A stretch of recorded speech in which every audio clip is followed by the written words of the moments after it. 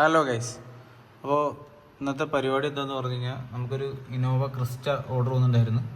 അതിൻ്റെ പെയിൻറ്റിംഗ് എല്ലാം കഴിഞ്ഞു. കസ്റ്റമറുടെ പേൾ വൈറ്റ് ആണ് വണ്ടിയുടെ കളറ്. ഇപ്പോൾ അത് പെയിൻറ്റ് ചെയ്ത് സൈഡൊക്കെ ബ്ലാക്ക് ചെയ്തിട്ടുണ്ട്.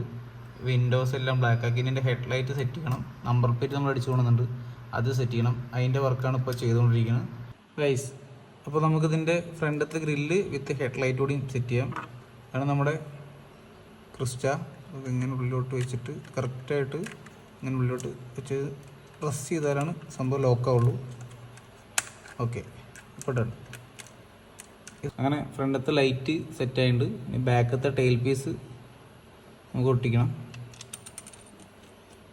അതാണ് ബാക്കത്തെ ടെയിൽ ലാമ്പ് വരുന്നത്.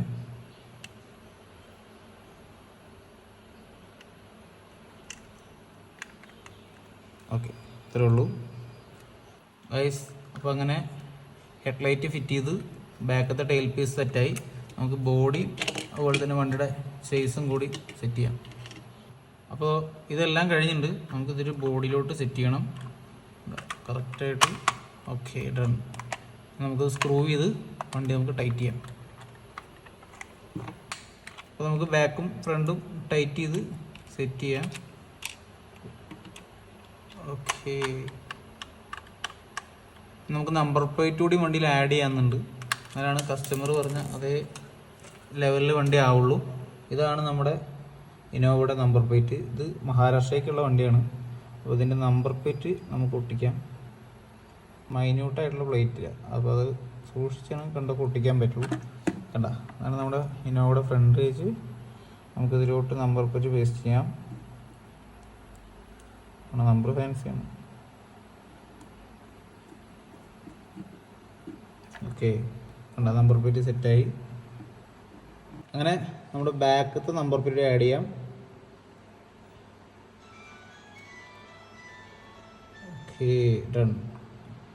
ഇന്നോവയുടെ ബാക്കായി, ഫ്രണ്ടായി, അത്യാവശ്യം എല്ലാ കളറിങ്ങും ഫിനിഷിങ്ങും എല്ലാം കഴിഞ്ഞ് ഇനി വണ്ടിയുടെ ഔട്ട്ഡോർ ഷോട്ട് കൂടി നമുക്ക് ഇപ്പോൾ കാണിക്കാം ഇതിൻ്റെ കൂടെ ഗൈസ്. അപ്പോൾ ഇതാണ് നമ്മുടെ വർക്ക് കഴിഞ്ഞ ഇന്നോവയുടെ ഔട്ട്ലുക്ക്.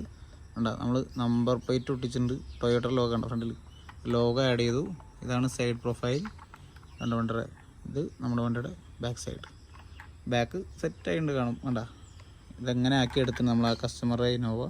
ഇനി നമ്മളിത് കൊറിയർ അയക്കണം. Okay, bye bye guys. അപ്പോൾ നമ്മുടെ നേരത്തെ പെയിൻറ്റ് ചെയ്ത ഇന്നോവയുടെ എല്ലാ പാക്കിങ് കണ്ട, നമ്മൾ പാക്കിങ് എല്ലാം കഴിഞ്ഞിട്ടുണ്ട്.